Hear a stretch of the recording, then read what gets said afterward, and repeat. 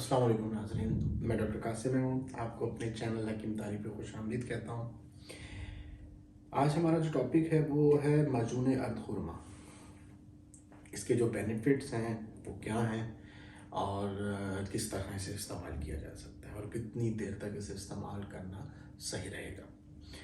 Video शुरू करने से पहले एक रिक्वेस्ट है कि वीडियो प्लीज़ पूरी देखा करें, बल्कि कुछ लोग तो शायद देखते ही नहीं है, सिर्फ टाइटल ही देखते हैं और सवाल कर लेते हैं। क्योंकि इसमें देखिए मैं स्टेप बाय स्टेप सब बताता हूँ कि इसके बेनिफिट्स क्या हैं, इसको किस तरह इस्तेमाल करना है, ज़्यादा से ज़्यादा कितनी देर तक इस्तेमाल करना है और ये किस तरह अवेलेबल हो सकती है।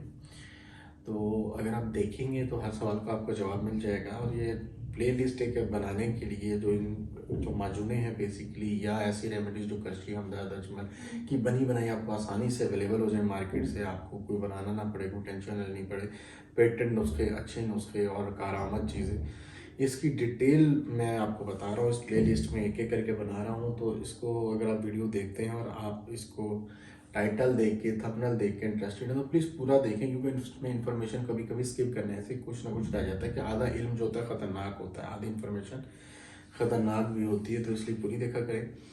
हम वीडियो शुरू करते हैं। अगर हम इसके बेनिफिट्स की सबसे पहले अगर हम बात करें तो सबसे जो उसका मेजर जो इंडिकेशंस होती हैं, जो कि इसके डब्बे पे भी लिखी होती हैं, वो सिरत और जरियान, यानी सिरत इंजाल और जरियान। जरियान क्या होता है मैं आपको ये वाज़ेह कर दूँ। जरियान ये होता है कि गैर इरादी तौर पर पेशाब के बाद पहले पखाना करते हुए जोर लगाने से या किसी भी सूरत में कतरों का आना मनी के, चाहे वो लेसदार हो, चाहे वो गाढ़े हों, चाहे पतले हों, मनी का खराज हो या मज़ी का खराज हो। मज़ी कहते हैं लेसदार कतरों को, मनी कहते हैं गाढ़ी मनी को।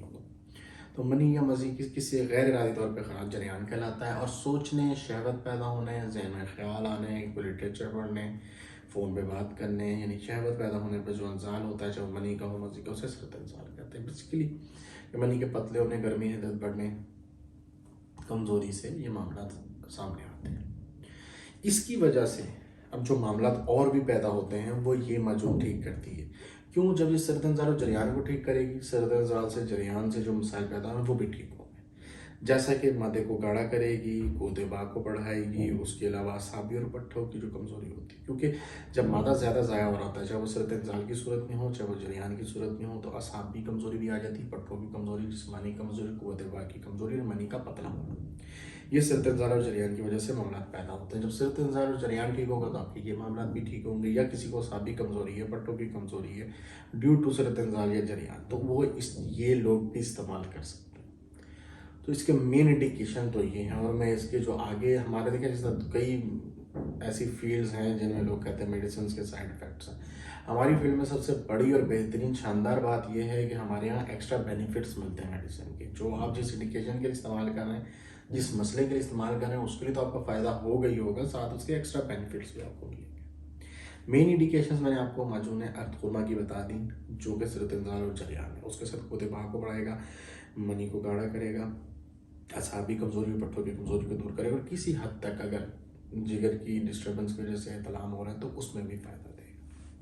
अब इसे इस्तेमाल का तरीका जो है वो ऐसा है कि 10 ग्राम, यानी एक राइस स्पून जो होता है, एक टेबल स्पून जो होता है, वो आपने सुबह शाम नीम गर्म दूध से, अगर सर्दियाँ हैं, गर्मियाँ हैं तो नॉर्मल दूध से ले लें।